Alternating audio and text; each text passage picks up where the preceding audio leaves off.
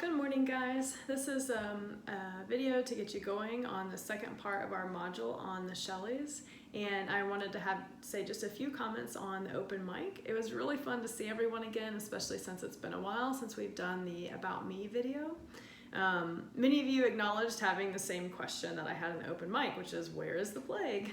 But you all had some interesting ideas about what we could do with the first volume. Many of you pointed out that getting readers invested in the characters is important so that we feel the impact of the plague when it arrives. Several of you also felt the contrast between such a happy and idyllic first half, that will heighten the drama of the plague in the second half. And that it also contributed to this sort of haunting sense of doom that some of you had while reading, knowing that this paradise that's being described can't continue. And then some of you also speculated about this sort of the power of this contrast or this juxtaposition between Lionel's immersion in a community in the first part of the novel and how he seems fated to be alone by the end of the novel with the title, The Last Man. We might also remember that he started out alone and isolated until Adrian came along and kind of saved him. So it'll be interesting to see, do we come full circle back to Lionel's isolation, and does he handle that differently at the end of the novel than he did at the beginning? As you are reading the second volume, I want you to notice how the plague is characterized. Everything from the pronouns used to the plague, sort of the relationship to nature. You can also look for ethical issues that come to the forefront, especially about engaging other people who are not part of your family, not part of your nation, or not even part of your race. And of course, you can watch how the characters we've spent so much time with, how they handle themselves in the face of the plague.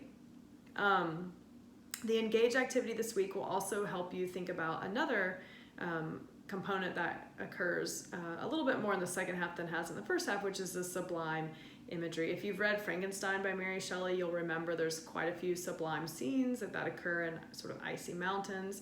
So be sure that you've looked through the information in the module about the sublime as you go to look at Percy Shelley's poem Mont Blanc and how he represents this concept of the sublime, and then thinking about maybe how Mary Shelley revises that concept a little bit, which was a very popular concept among sort of the big male romantic poets.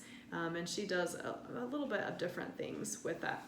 I did want to point out to you kind of two interesting moments in The Last Man. The first one is in chapter 16, a few pages in, or it's page 232 if you have the Oxford edition. Let's see. So this is the plague has arrived and people are figuring out what to do. And this sort of short passage puts the plague in relationship to nature. We could not fear, we did not, yet a feeling of awe, a breathless sentiment of wonder, a painful sense of the degradation of humanity was introduced into every heart. Nature, our mother and our friend, had turned on us a brow of menace. She showed us plainly that, though she permitted us to assign her laws and subdue her apparent powers, yet, if she put forth a finger, we must quake. So the plague kind of getting people to rethink their relationship to nature. The other passage that I want to show you is a conversation between Adrian and Ryland. And this is in chapter 17, probably 3 or 4 pages in, or it's page 244 if you have the Oxford. And at the end of a paragraph, let's see, a paragraph that begins, "We had entered the castle. Idris stood at a window." And then at the end of that paragraph, Adrian asks Ryland, "What are your plans, my Lord Protector, for the benefit of our country?" This is right after the realization that the plague has arrived in England, that England is no longer safe from the plague. "For heaven's love, Windsor," cried Ryland, "do not mock me with that title. Death and disease level all men. I neither pretend to protect nor govern a hospital. Such will England quickly become." And then Adrian says, "Do you then intend, now in time of peril, to recede from your duties?" Ryland responds, "Duties? Speak rationally, my lord. When I am a plague-spotted corpse, where will my duties be? Every man for himself. The devil take the protectorship, say I, if it expose me to danger." "Faint-hearted man," cried Adrian indignantly, "your countrymen put their trust in you, and you betray them." I betray them, said Ryland. The plague betrays me. Faint-hearted, it is well shut up in your castle, out of danger, to boast yourself out of fear. Take the protectorship who will, before God I renounce it. So this is a good example of the kind of passages that you might look for to see how our characters respond when they are faced with the problem of the plague.